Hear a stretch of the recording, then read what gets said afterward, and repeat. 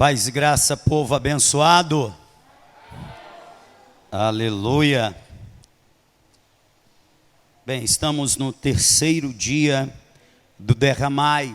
Eu digo terceiro porque eu creio que esses dias continuarão, aleluia, em nossas vidas, em nossa igreja. É difícil, irmãos, ser o pregador terceiro ou quarto, ou o pregador derradeiro. Isso quando se tem um compromisso de pregar em cima do tema. Por quê? Porque os que antecederam já falaram. Já falaram do que o tema propõe, de forma que arrancar da pedra água, só Deus, né?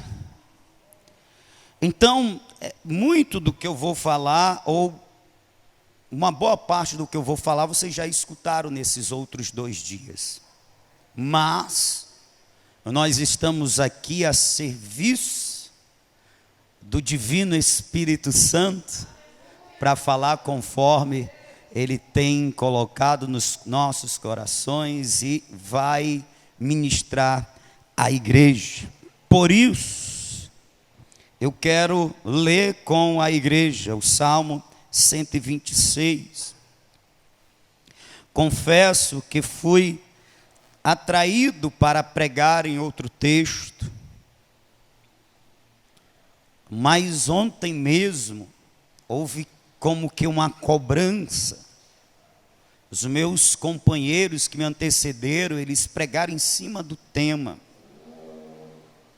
E não seria justo sair do tema, visto que foi esse o texto que Deus deu para que servisse de base para esses 3 dias de derramai. Então eu quero sim pregar em cima do tema. Portanto, vamos ler o Salmo 126.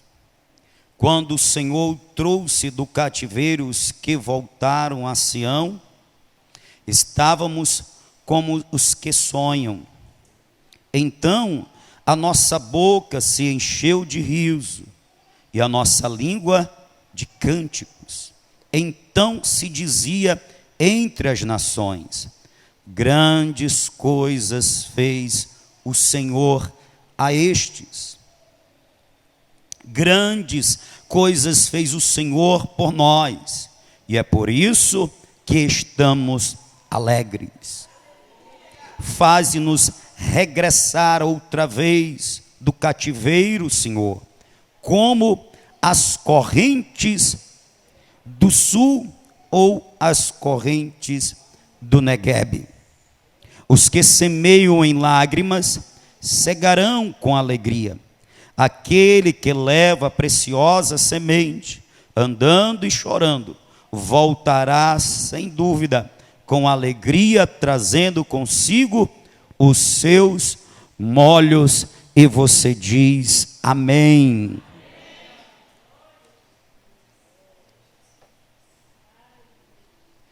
Meus irmãos, o Salmo 126 se classifica entre aqueles que são conhecidos como os salmos de degraus, ou dos degraus, os salmos de romagem, os salmos dos peregrinos. É um grupo de salmos que vai do Salmo 120 ao Salmo 134. Salmos estes que eram cantados pelo povo judeu que não morava em Jerusalém, mas nos períodos de festas, as 3 festas principais do povo judeu: a Páscoa, o Tabernáculo e o Pentecoste. Nesses períodos, judeus de várias partes do mundo desciam a Jerusalém ou subiam a Jerusalém como Esdras prefere descrever. Sempre ir para Jerusalém não é descer, é subir.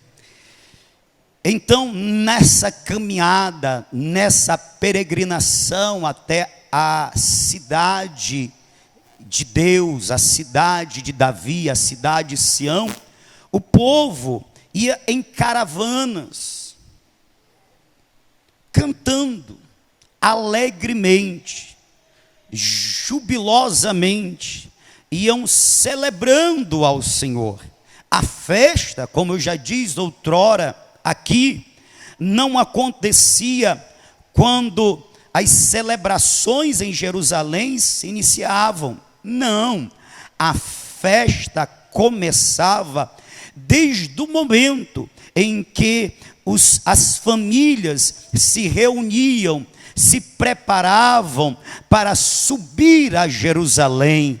Então, quando elas partiam de seus lares em direção a Jerusalém, eles já iam festejando, eles já iam alegres, eles já iam cantando ao Senhor, o Deus Todo-Poderoso.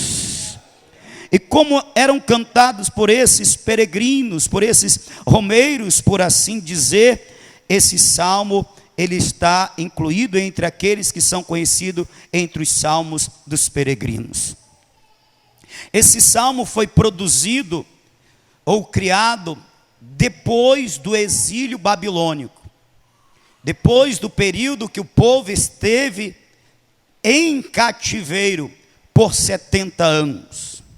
É um salmo de celebração, é um salmo que, ao meu ver, eles celebram testemunhando a bondade, a generosidade e o favor de Deus para com o seu povo. E também é um salmo, um cântico que mistura, além de um testemunho cantado, também uma oração, um pedido, é um cântico em forma de oração, ou a oração em forma de cântico, principalmente quando no versículo de número 4 ele diz: faz-nos regressar outra vez do cativeiro, Senhor, como as correntes do Neguebe. Aleluia! Aqui eles está propondo uma oração que é para o presente, mas também uma oração que é profética e diz respeito ao futuro. Bem, nós precisamos, para entender ainda mais esse salmo, nós rever alguns pontos da história, ou contexto histórico, que baseia ele, pela qual ele foi criado. Como eu disse, é um salmo que foi criado após o exílio babilônico. Período esse que o povo de Deus esteve em cativeiro por 70 anos.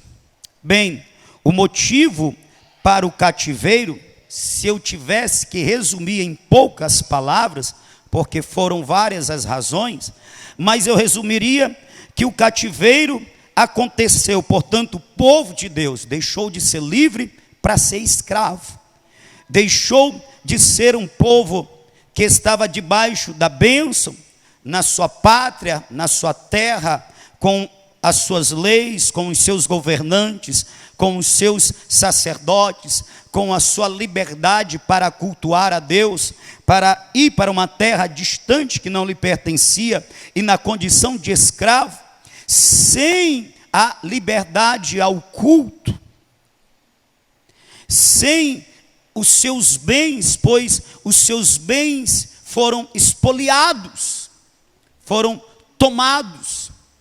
Eles estão numa condição de escravos. Isso aconteceu porque o povo de Deus, que foi chamado para viver conforme a palavra de Deus e ser luz para os povos, ser um exemplo para as nações, este povo se deixou seduzir, encantar, iludir pelos costumes dos povos pagãos, povos esses que eles deveriam influenciar, foram influenciados.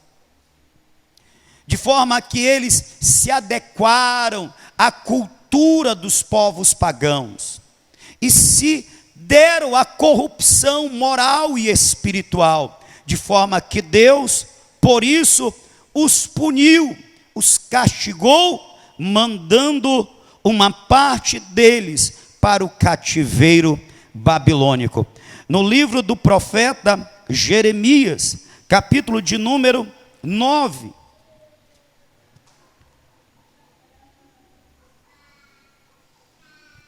nós temos a palavra do Senhor declarando o motivo de forma resumida. E disse o Senhor: porque deixaram a minha lei, que publiquei perante a sua face, e não deram ouvidos à minha voz, nem andaram nela. Antes, andaram após o propósito do seu coração, e após os Baalins, como lhes ensinaram os seus pais. Foi por causa disso que Deus puniu Judá e enviou para o cativeiro babilônico. Como ontem bem frisou o pastor Valdemir de Lima, nesse interim de o juízo declarado de Deus e o levar para o cativeiro, houve 3 cercos. O pior deles foi o terceiro, onde o templo foi completamente destruído por Nabucodonosor e os bens do templo foram espoliados, tomados. O pastor Valdemir disse uma frase que é verdade, isso está nas lamentações do profeta Jeremias: menos sofrimento teve aquele que morreu à espada do que aqueles que ficaram vivos no cerco, pois morreram às mínguas de fome e de peste. A fome era tamanha que as mães devoravam seus filhos. No momento da invasão, muitos famintos e desesperados não tinham nem como reagir, morreram à espada. Mulheres foram estupradas, ventres foram abertos. Foi algo terrível. E tudo isso porque este povo insistiu em pecar contra o Senhor e não se arrependeu dos seus pecados. Por mais que Deus tivesse enviado profetas a dezenas, mas eles não deram ouvido à voz do Senhor por meio dos profetas. Um momento interessante para destacarmos, e eu estou falando disso para nós entendermos a alegria mencionada no Salmo 126. No cativeiro, eles foram impedidos de adorar o Senhor como eles adoravam em Jerusalém. No cativeiro não tinha um templo para eles se reunirem. No cativeiro, os sacerdotes foram impedidos de exercer o seu sacerdócio. Portanto, não tinha um sacerdote para ensinar a palavra. Não tinha sacerdotes para intermediar a adoração e apresentar do povo a oferta a Deus. Eles ficaram impedidos de cultuar. Você sabe o que é isso, irmãos? Ficar impedido de prestar a Deus culto. Mas começou nesse período de 70 anos, esse povo cair em si. E um dos salmos que mostra esse cair em si é o Salmo 137, quando descreve: junto aos rios da Babilônia nos assentamos e choramos, lembrando-nos de Sião. Nos salgueiros que há no meio dela penduramos as nossas harpas, porquanto aqueles que nos levaram cativos nos pediam uma canção, e os que nos destruíram que os alegrássemos, dizendo: canta-nos um dos cânticos de Sião. mas como entoaremos um cântico do Senhor em terra estranha? Aqui há um sinal de que o povo está se arrependendo, que o povo está arrependido. Eles estão tristes em Babilônia e eles não ousam cantar o hino alegre. Porque como cantar em cativeiro aonde eu não posso adorar o meu Deus? Como cantar uma canção alegre? Não, jamais isso vai acontecer. Não, jamais eu vou me dar a este infortúnio de cantar ao Senhor, celebrar ao Senhor diante da minha situação espiritual, do meu estado espiritual. Está no cativeiro babilônico, está afastado de Deus. Quando este povo é levado para o cativeiro babilônico, irmãos, é semelhante a um marido que despedia a sua mulher, que mandava ela embora, que lhe dava carta de divórcio e dizia: volta para a casa do teu pai, eu não te quero mais. O povo sendo encaminhado para a Babilônia, significa isso. Deus está lançando fora o seu povo. Deus não quer mais se relacionar com este povo. É o marido despedido da esposa: vai embora, eu não te quero mais, você me traiu com os Baalins, os Astarotes, os falsos deuses das nações pagãs. Eu estou findando a minha relação contigo. E eles se conscientizam disso, eles sabem disso, eles sabem que estar na Babilônia é estar distante de Deus. Por isso, não dá para cantar, não dá para celebrar. Junto aos rios da Babilônia, nos assentamos. Então o que dá para fazer? Chorar. Nos assentamos e choramos, nos lembrando de Sião. Lembrar de Sião é lembrar da casa do meu marido, da casa do meu esposo, é lembrar do lugar aonde eu estava com o meu Deus, aonde eu estava em comunhão com Deus de Israel. Eu me lembro, portanto, eles lembravam dos tempos em que eles estavam em comunhão com Deus, em que eles desciam ou subiam a Jerusalém para ao seu Deus prestar culto, ao seu Deus adorar, e sentia a presença do Todo-Poderoso. Está na Babilônia, está frio, está na Babilônia, está morno, está seco, está morto.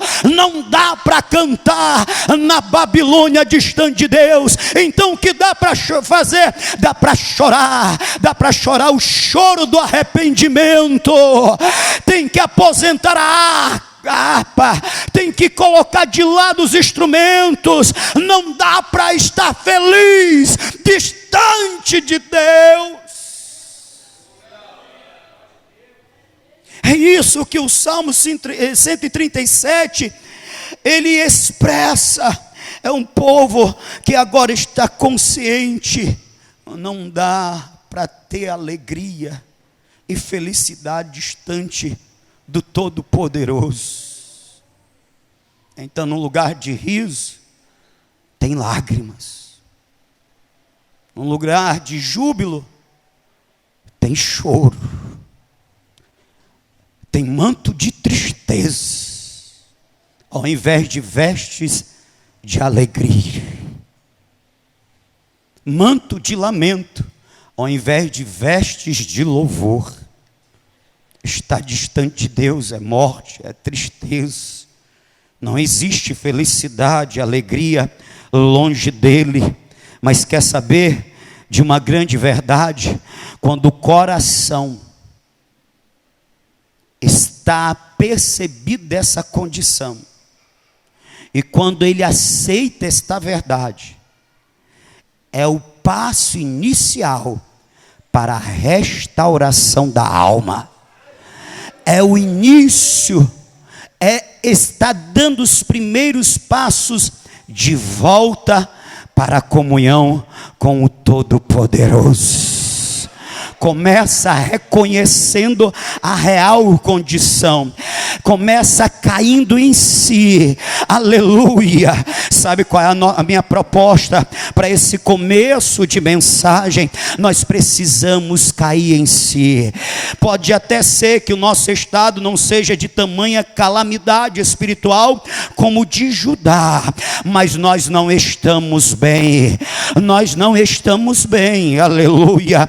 Nós sabemos do estado que já estivemos um dia, aleluia, e sabemos que nós podemos nele retornar.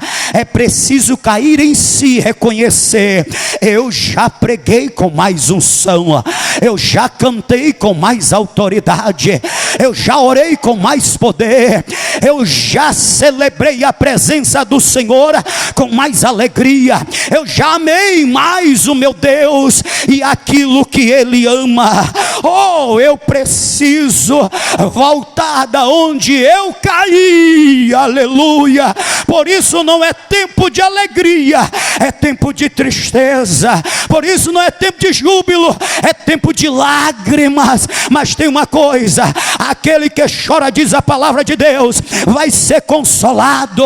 E se está chorando porque reconhece o seu estado de decadência, ou de diminuição, ou de falência espiritual, tem ação do Espírito neste derramar, para restaurar, para levantar, para curar, para renovar. Quem acredita, levante a mão e dá glória.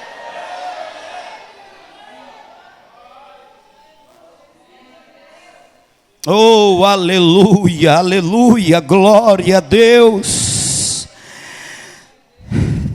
Mas algo extraordinário acontece, porque Deus, o mesmo Deus que falou através do profeta Jeremias, que Babilônia, que o rei Nabucodonosor ia levar cativo Judá, e não adiantava lutar, o melhor era se entregar. Deus usa o mesmo profeta para dizer: eu sei os pensamentos que tenho sobre vós, diz o Senhor. São pensamentos de paz e não de mal, para vos dar o fim que desejais. Então me invocareis e vireis a mim e me encontrareis. Buscar-me-eis e me encontrareis quando me buscardes de todo o vosso coração, e serei achado de vós, diz o Senhor, e então farei mudar a vossa sorte. Deus havia dito: vocês precisam do cativeiro para dar valor à minha presença, vocês precisam do cativeiro para dar valor à comunhão que eu dei a vocês. É lá no cativeiro que vocês vão cair em si, e vocês vão voltar a ter sede da minha presença, fome da minha comunhão. E quando vocês voltarem a ter sede e fome, vocês vão me buscar de todo o coração, e então vocês me encontrarão. Eu me deixarei achar e virei a vocês, e mudarei a sorte de vocês. É o que está acontecendo aqui. O povo está se apercebendo do que perdeu. E o profeta Jeremias disse: é 70 anos, é uma geração. E ao fim de 70 anos, o povo está quebrantado. Quando lembra de Sião, lembra com saudade, e não com desprezo. Não é um crente que, afastado, diz: ah, eu já fui da igreja, mas então não tenho vontade de voltar. Não.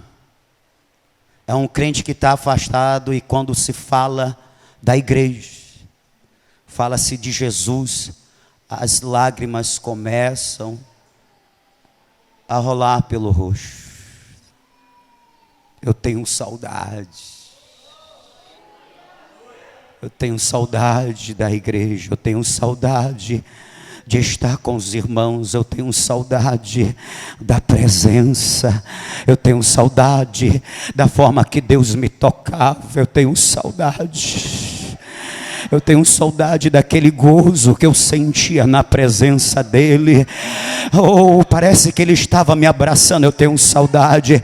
Eu tenho saudade da forma que Ele me usava. Oh, aleluia. Eu tenho saudade. As lágrimas começam a se derramar. Quando o povo está nessa condição,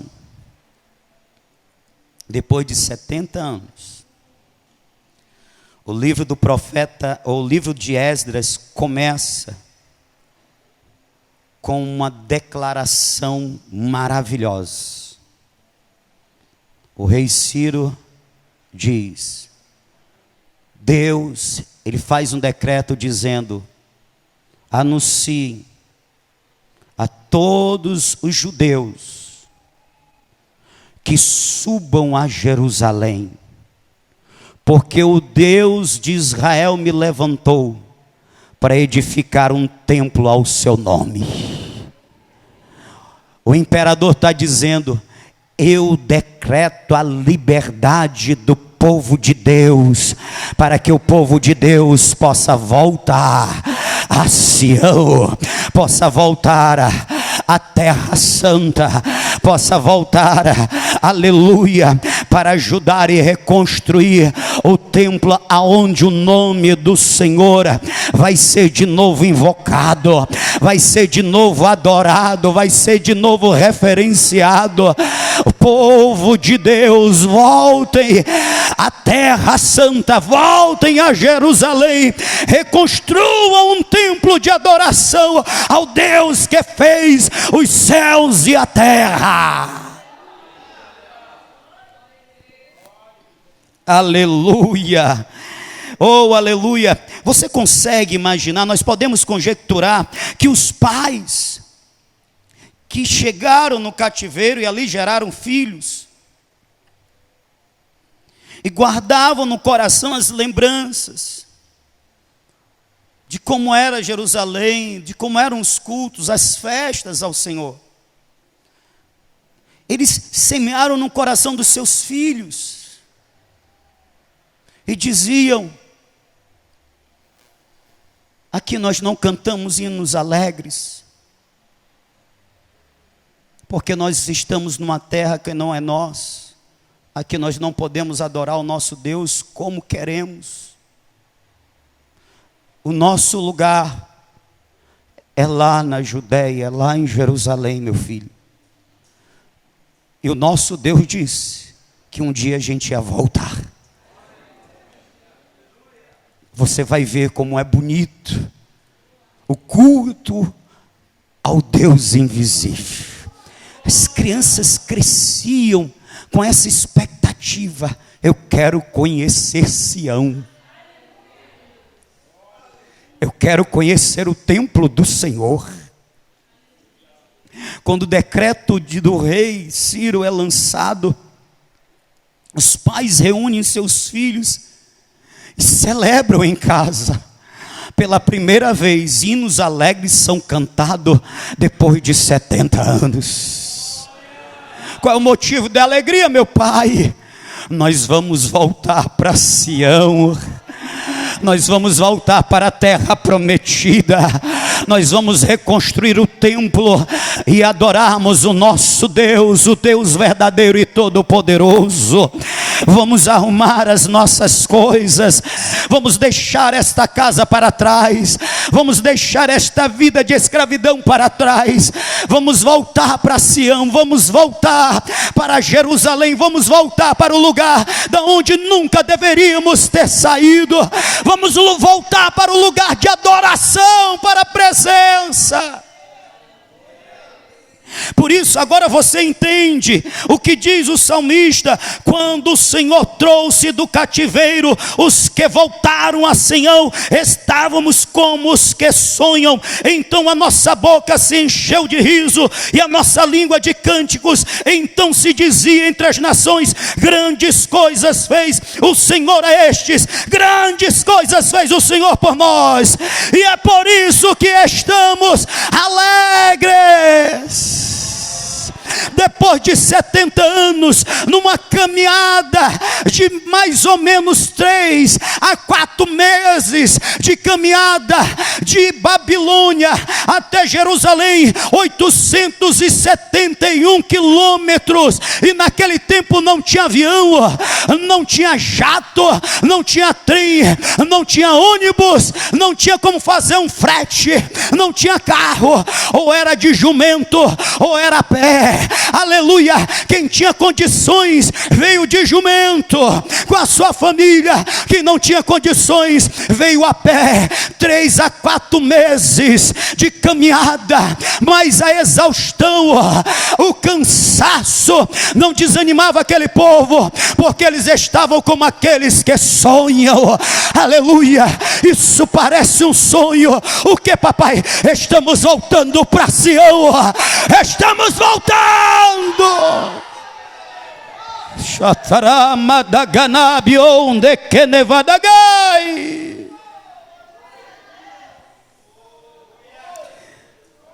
Aleluia.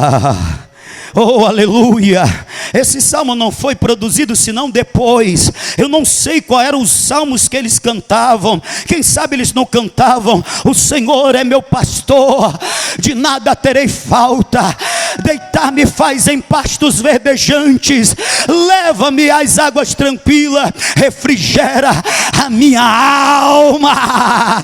Eliseu, que você imagina uma multidão de cerca de 50 mil pessoas indo numa só direção, e quando um cansava de cantar, tinha uma multidão disposta a louvar ao Senhor. Foi uma viagem longa, é verdade, cansativa, é verdade, mas cheia de sonhos, cheia de alegria. Os hinos que não foram cantados lá na Babilônia, as harpas que estavam aposentadas lá na Babilônia, tiraram a poeira dela e elas foram dedilhadas novamente. A alegria voltou. E voltou por quê, pastor? Porque se ser levado para a Babilônia é o mesmo que Deus está dispensando Judá e dizendo: eu não quero mais me relacionar com você. Voltar para Sião é o mesmo que o marido dizendo à sua noiva ou à sua esposa: volta, eu estou de braços abertos, eu te recebo, eu te quero de volta, vem para mim, eu te aceito. Voltar para Sião é voltar para Deus, é voltar para a comunhão, é voltar para os braços amorosos do Deus verdadeiro. Esse é o maior motivo de alegria desse povo. O maior motivo da alegria desse povo não é que eles vão voltar para uma terra que foi dos seus pais, reconstruir uma vida. Não. O maior motivo de alegria é voltar para Deus. Por isso a boca se encheu de risos e os lábios de alegres cânticos. Estar com Deus, irmãos, é o nosso maior motivo de alegria, é a nossa felicidade. Alegria diz respeito a momentos. Nós temos momentos alegres. Felicidade diz respeito a um estado de ser do Espírito. O crente, ele tem momentos de alegrias com o Senhor, mas ele é feliz com o seu Deus.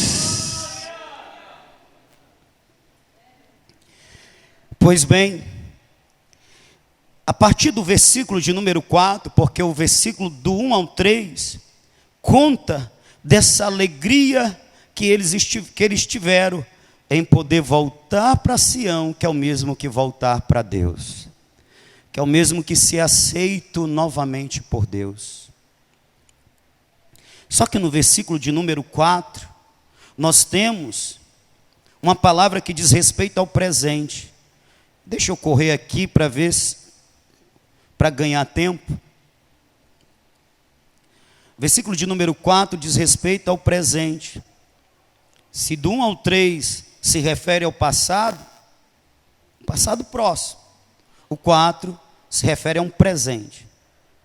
E é uma oração pedindo: restaura, Senhor, a nossa sorte como as torrentes do Neguebe. Mas como restaura a nossa sorte? Se no versículo 1, se você prestar atenção, está escrito: quando o Senhor restaurou a sorte de Sião. Ficamos como quem sonha. Preste atenção.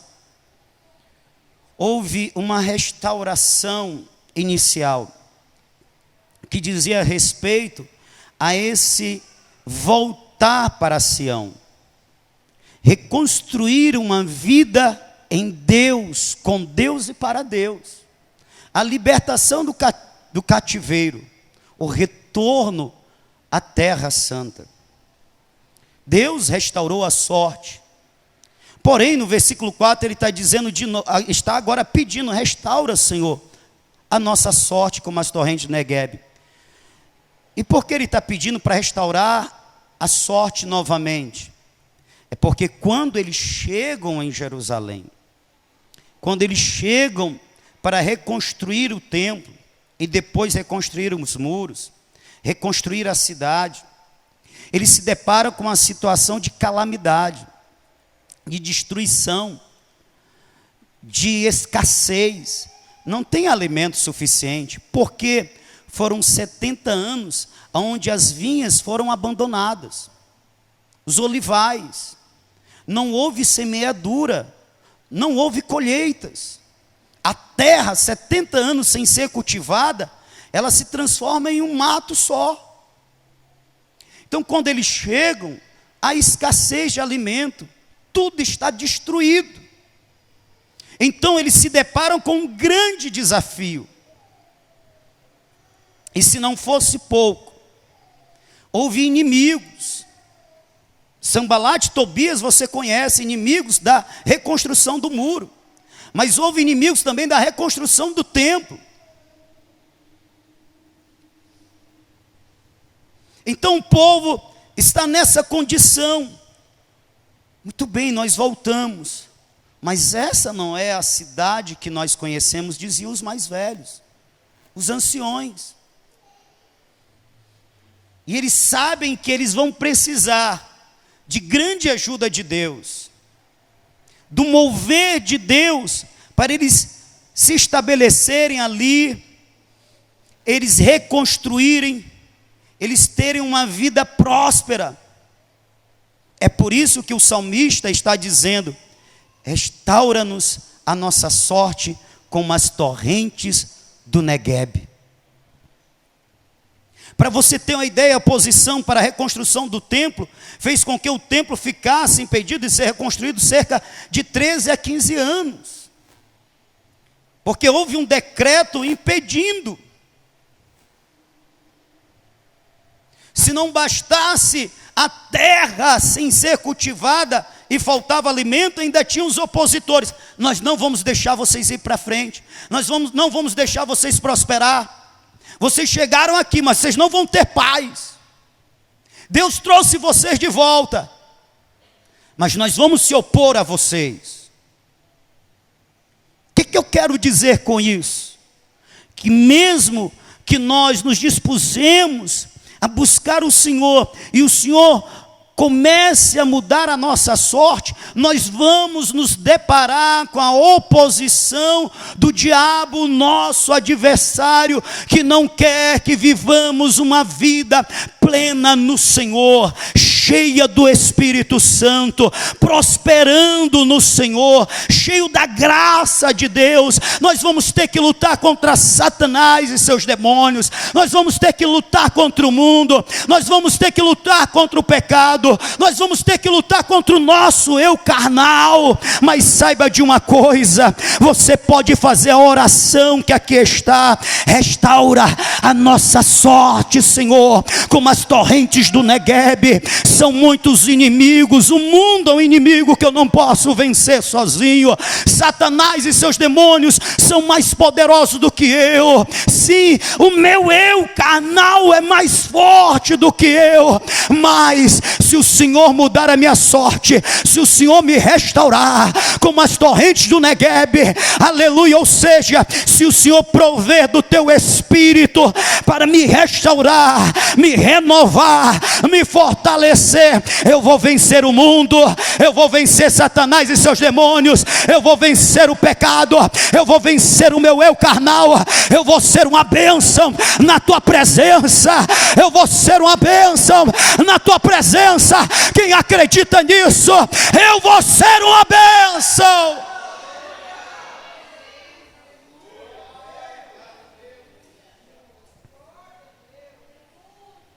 Pega essa palavra, crente.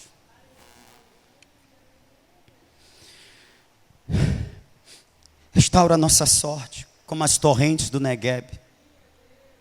O Medeiro falou sobre as torrentes do Neguebe. Deixa eu falar novamente aqui para vocês entenderem. Neguebe é uma região, hoje em dia ela fica no extremo sul da Palestina. Cobre parte do território de Israel hoje, ao sul. Mas nos tempos bíblicos, ele via desde Israel, o sul de Judá, até o Nilo, abrangendo 3 desertos, Parã, Sur.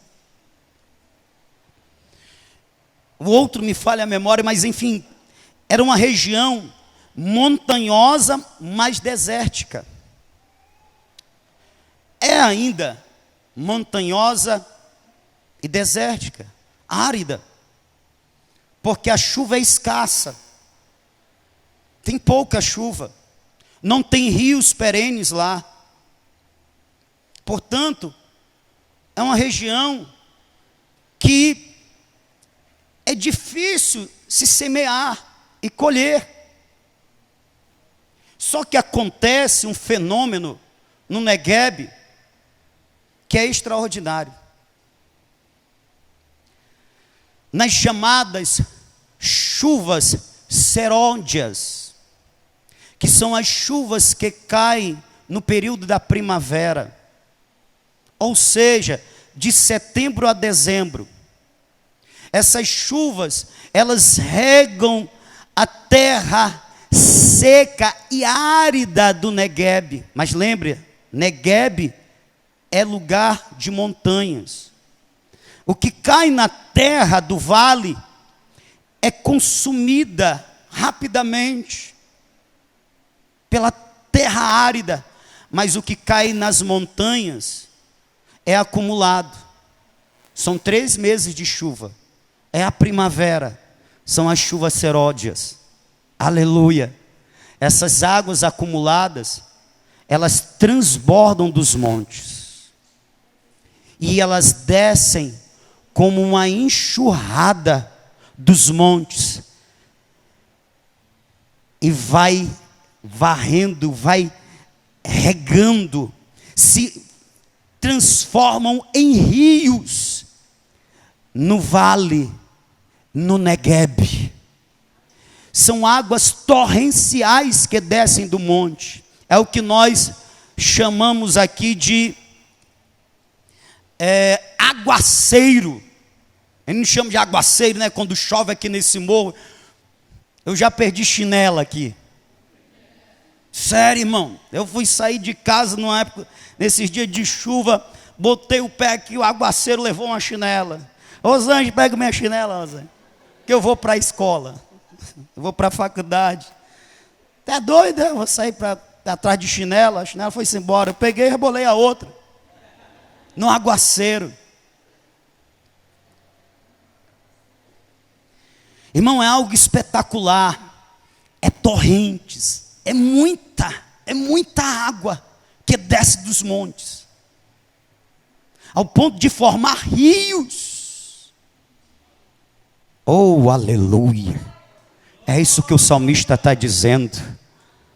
Eu estou que nem o Neguebe, terra seca, não tem vida, escassez de vida, mas manda as tuas torrentes de águas, rega o meu ser, aleluia, faz formar em mim um rio de águas, aleluia.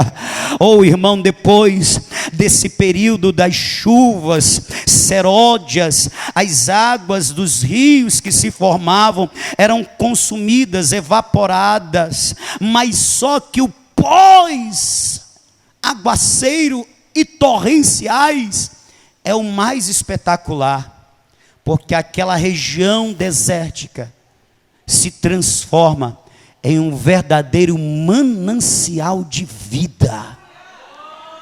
É primavera, então floresce flores lindas que só existem no Neguebe.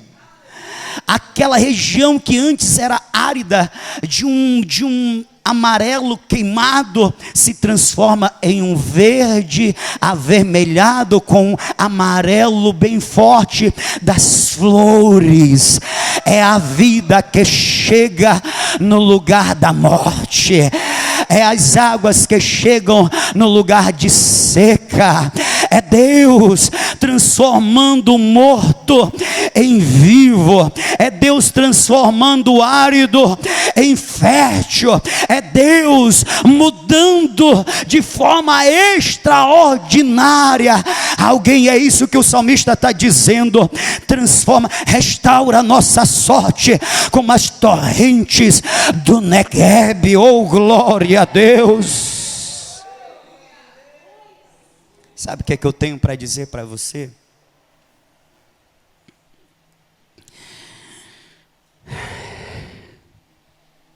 Que nós temos passado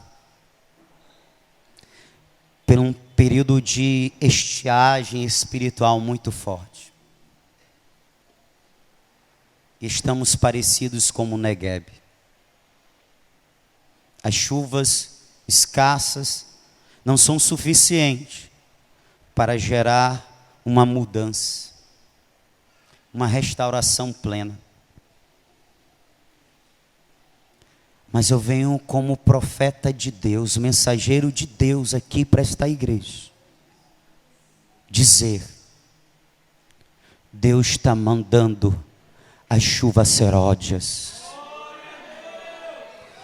A nossa primavera está chegando. Vão ser chuvas abundantes, o suficiente para fazer transbordar os montes e torrenciais de águas descerem sobre o nosso Neguebe e rios serem formados em nosso ser.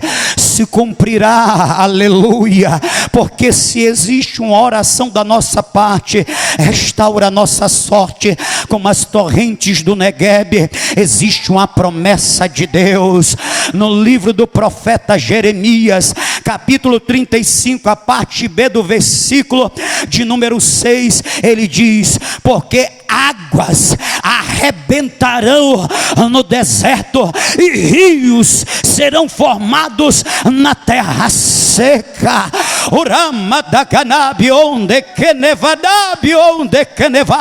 As terras abrasadas serão encharcadas e transformadas em um lago.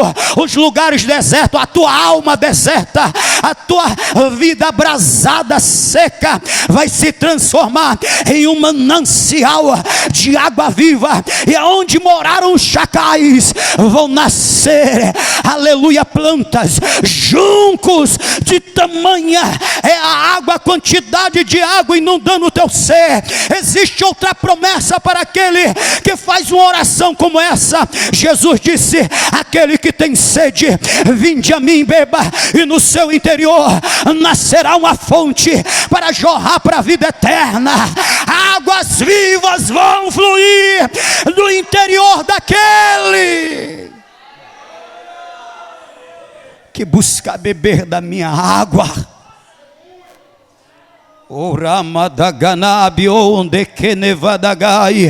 Oh, aleluia. Eu profetizo no nome de Jesus, baseado nesta palavra, que a terra seca vai receber um derramar de águas do Espírito nesta noite. Eu profetizo no nome de Jesus que a terra que está abrasada pelo sol causticante, pela falta de chuva, vai se transformar em um lago, em um manancial de vida.